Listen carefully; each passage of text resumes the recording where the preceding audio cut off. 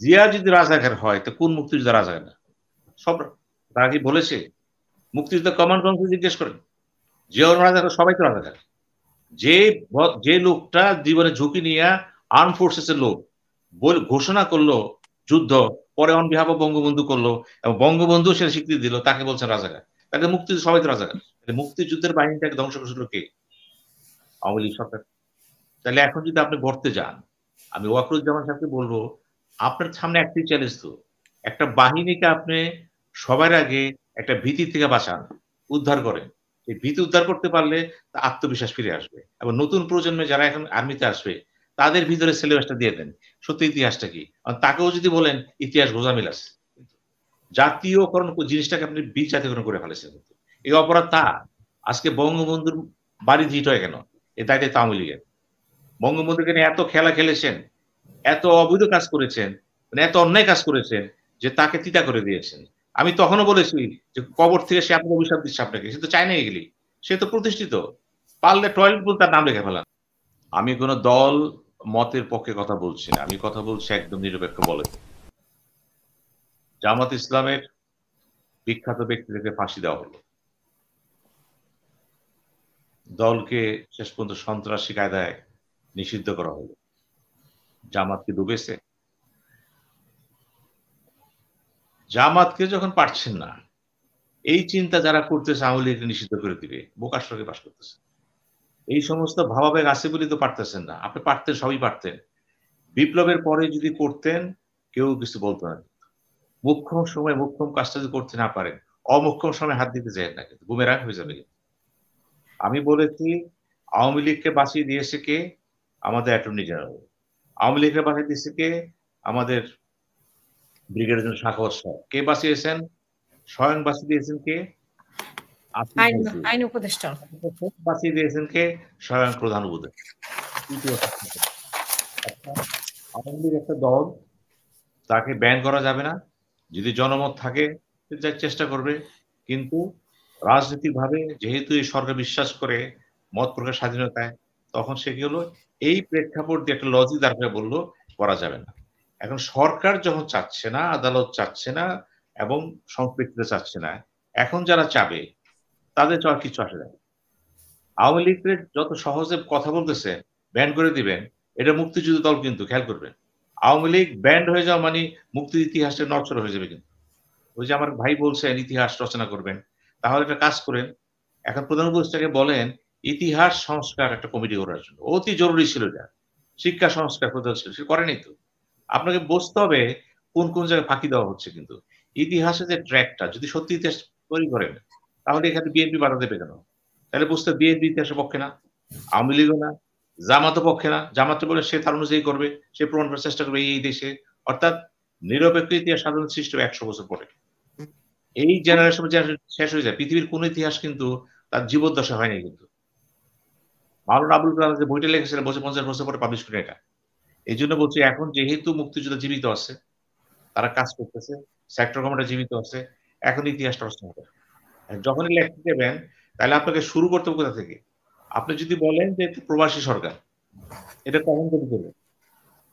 আপনাকে শুরু করতে হবে ২৬শে মার্চ না, ৭ই মার্চ থেকে আসেন। আপনাকে শুরু করতে হবে ২৬শে মার্চে কে আক্রমণ করলো?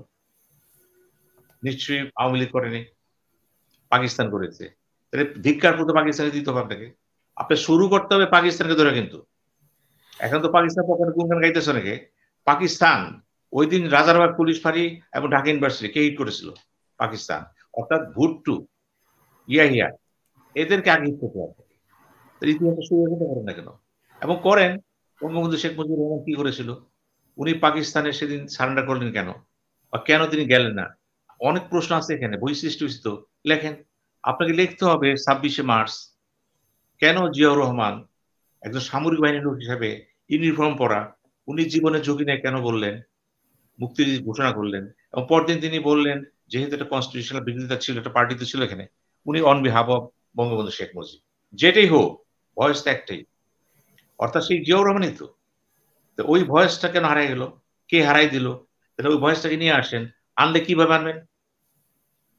তারা কি বঙ্গবন্ধু শেখ মুজিবের সাথে সমান করে আনবেন?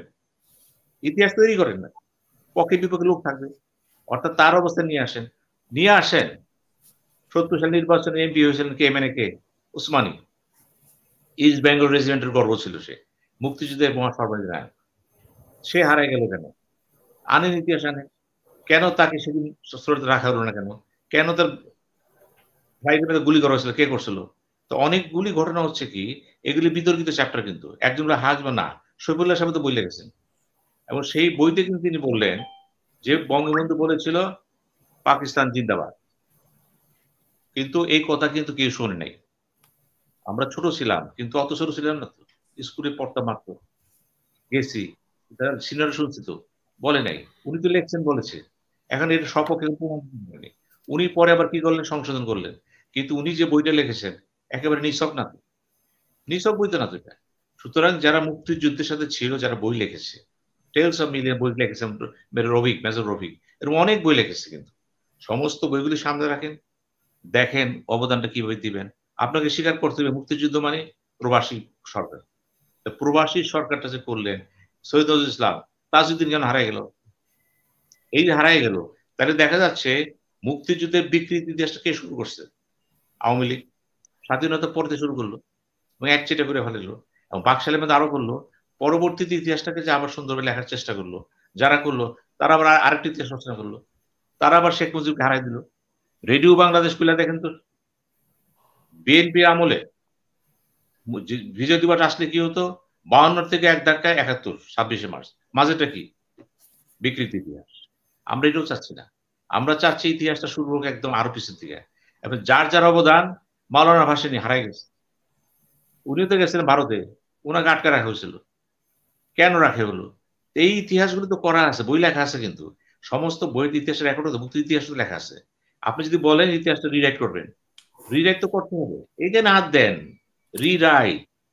ইতিহাসটা ওলটপালট হয়ে গেছে কিন্তু। যদি করতে যান সেই ক্ষেত্রে শেরে বাংলা, পক্ষান্তরে সোহরাওয়ার্দী, মাওলানা ভাসানী, ৪ জন নেতা, মুনসুর আলী, তাজউদ্দিন এবং আপনার ক্যাপ্টেন মুনসুর আলী, তাজউদ্দিন, সৈয়দ নজরুল ইসলাম, কামরুজ্জামান। এরা আসবে। আসবে আমাদের সেনাবাহিনীর আমাদের প্রধান সেনাপতি এম এজ ওসমানী। আসবে মুক্তির অন্যতম গর্ব জিয়াউর রহমান। জিয়াউর রহমানের ভূমিকাটা যখন আপনি ছোট করে ফেলান, উনি কিছুই না। তখন মনে হয় আপনি সব শেষ করে দিতেছেন। আমি কিন্তু এর তীব্র প্রতিবাদ তখনও করছি যখন বলা হচ্ছে জিয়া রাজাকার। জিয়া যদি রাজাকার হয় তো কোন মুক্তিযোদ্ধা রাজাকার না? সব তারা কি বলেছে? মুক্তিযুদ্ধ কমান্ড কাউন্সিল জিজ্ঞেস করেন। জিয়াউর রাজাকার, সবাই তো রাজাকার। যে যে লোকটা জীবনে ঝুঁকি নিয়ে আর্ম ফোর্সেস এর লোক ঘোষণা করলো যুদ্ধ, পরে অন বিহাফ অফ বঙ্গবন্ধু করলো এবং বঙ্গবন্ধু সেটা স্বীকৃতি দিল, তাকে বলছেন রাজাকার। তাকে মুক্তিযুদ্ধ সবাই তো রাজাকার। দেখতে হবে কিন্তু এগুলো কিন্তু দলবন্ধ নিরপেক্ষ বলে নিয়ে আসেন না কেন?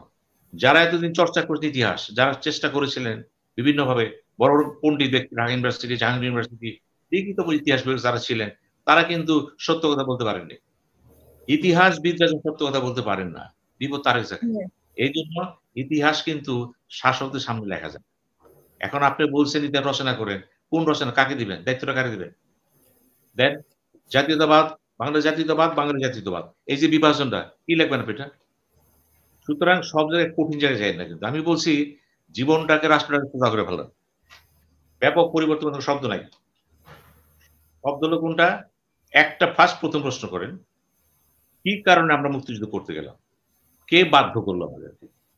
26শে মার্চ একটা ক্র্যাকডাউন। এখন সবাই জিজ্ঞেস করে যারা বিরোধিতা করছে, তোমরা কেন পাকিস্তান কোন কেন পাকিস্তান জিন্নার জন্মদিন কেন হচ্ছে এখানে? কারা আজকে বলতেছে ইনকলাব? দেখতেছি তো সবই। আপনাকে বুঝতে হবে মুক্তি ইতিহাসটা কিন্তু আবার ট্র্যাক চেঞ্জ করে দেওয়া হচ্ছে কিন্তু। পাকিস্তান কিন্তু আমাদের লিখবে না।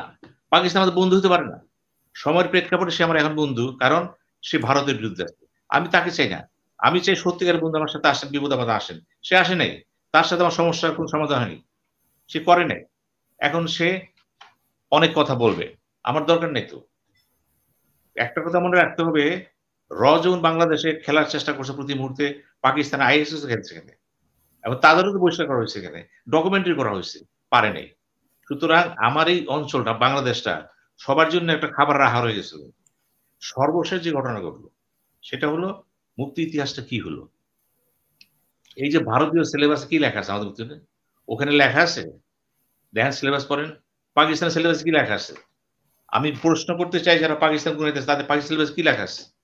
লেখা আছে মুক্তিযুদ্ধ? ভারতে লেখা আছে নাই।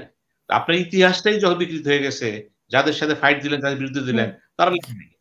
তা আপনি এখন কি করবেন? আপনাকে তো জি, চিন্তা করতে হবে সংক্ষেপে আমরা শেষ করব। বললাম, ইতিহাসকে লেখার কমিটি করেন একটা। আমরা দেখতে চাই যে তারা কি পায়। এই ২ মাস ৩ মাস সময় দেন। ৪ মাস ৬ মাস সময় দেন না কেন? অন্তত একটা ড্রাফট তৈরি করুন না কেন? এটা সঠিক ইতিহাস। কি কারণে যুদ্ধটা হলো? কে শুরু করলো? কোনায় ফিনিশিং হলো? কার কি অবদান ছিল? চলে আসবে কিন্তু এখানে। এবং এই লাস্টে কি হবে? নতুন প্রজন্ম জানতে পারবে যে আসলে এই জাতির সাথে কারা জড়াই ছিল। এগুলি দেখতে পারলে ভালো লাগবে। কিন্তু ওইটা করবেন না। আমরা দেখেছি বামপন্থী একটা গ্রুপ বলেছিল ২ কুকুরের লড়াই। তারা ওইবার যায় নাই, এবারই ছিল। তারাও তো এই দেশে কথা বলতেছে। মুক্তিযুদ্ধ, স্বাধীনতা, রক্ত এগুলো যারা সত্যিকারের যারা মুক্তিযোদ্ধা তারা রক্ত গরম হয়ে যায় কিন্তু। কারণ তাদের সাথে আমাদের সাথে এক হবে না তো। তারা যুদ্ধ করেছে তো। এই প্রজন্মে এখন যারা বৈষম্য আন্দোলন করতেছে, তাদের চিন্তা আমাদের সাথে পার্থক্য আছে। তারা তো ফিল্ডে ছিল।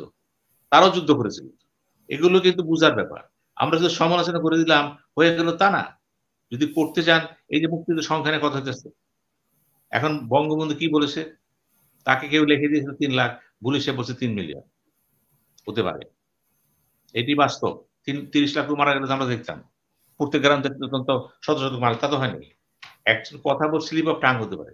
কিন্তু এইটা নিয়ে কিন্তু আমরা বিতর্ক করব না। একটা যুদ্ধে মারা গেছে লক্ষ, লক্ষ লোক শেষ। আমি সংখ্যা নাই বললাম। তাই বলে আমি বলব ৩ লাখ মারা গেছে। এই হিসাবটা কে দিচ্ছে আপনাকে ৩ লাখ মারা গেছে? কোন হিসাবে দেয় না কিন্তু। মুক্তিযোদ্ধা কতজন ছিল? বলে ৬৯,০০০ ছিল। এখন ৩.৫ লাখ। এটা করতে পারেন কে ছিল? এটা তো আপনি করতেই পারেন। মুক্তিযুদ্ধ মন্ত্রী বলছে সে করবে। সে নিজে তো মুক্তিযোদ্ধা। করেন। কারা ভুয়া মুক্তিযোদ্ধা হলো? সোজাসুজি ফাঁসি না। পেনশনের টাকা নিয়া ফাঁসিতে ফাঁসি দিবেন ষোলযোদ্ধারে। জাতির সবচেয়ে বড় বেঈমান হচ্ছে সংক্ষেপে বলছিলাম ভাই, আমরা শেষ করব। সবচেয়ে বড় বেঈমান হচ্ছে এরা। আপনি ইতিহাস লিখতে বলছেন তো, এই বেমান ধরেন, যারা মুক্তিযুদ্ধের সাথে বেইমানি করছে, ভাতা খাইছে, হারাম খাইছে তারা এগুলি। ওই হারামিদের ধরেন এক সময়। পারছেন? না। বরঞ্চ সচিবের কোটাতে গেছে মুক্তিযোদ্ধা, ভুয়া ছিল সে। জানার পরেও কিন্তু আওয়ামী লীগ বিচার করে নাই। তার প্রমোশন দিছে। কেন প্রমোশন দিলেন? এই যে বললাম, ইতিহাস ধরবেন, এই গভর্নমেন্ট পারবে না। এটা যে দরকার বিপ্লবী সরকার। এই ধরনের সরকার হয় না এটা।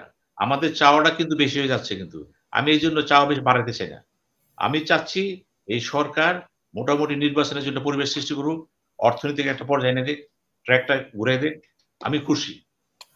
ফরেন পলিসি কি হবে? সামরিক বাহিনীর কথা বলছেন। আমি যদি সামরিক লোক না, তারপরে আমি একটা কথা সবসময় বলি যে একটা লাভ তো হইছে।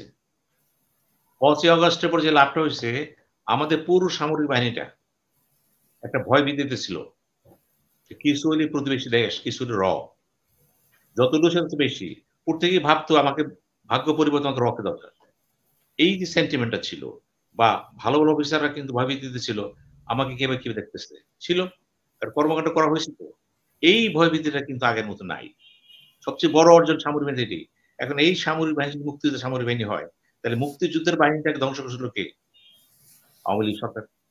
তাহলে এখন যদি আপনি গড়তে যান, আমি ওয়াকরুজ্জামান সাহেবকে বলব, আপনার সামনে একটাই চ্যালেঞ্জ তো। একটা বাহিনীকে আপনি সবার আগে একটা ভীতি থেকে বাঁচান, উদ্ধার করেন। এই ভীতি উদ্ধার করতে পারলে তার আত্মবিশ্বাস ফিরে আসবে। এবং নতুন প্রজন্মে যারা এখন আর্মিতে আসবে, তাদের ভিতরে সিলেবাসটা দিয়ে দেন। সত্যি ইতিহাসটা কি? তাকেও যদি বলেন ইতিহাস গোঁজামিল আছে। একজন আর্মি জানতে না পারে মুক্তির ঘোষণাটা কে করলো? মুক্তির ইতিহাসটা কি? সেও তো জানে না। সেও ডিস্টর্টেড।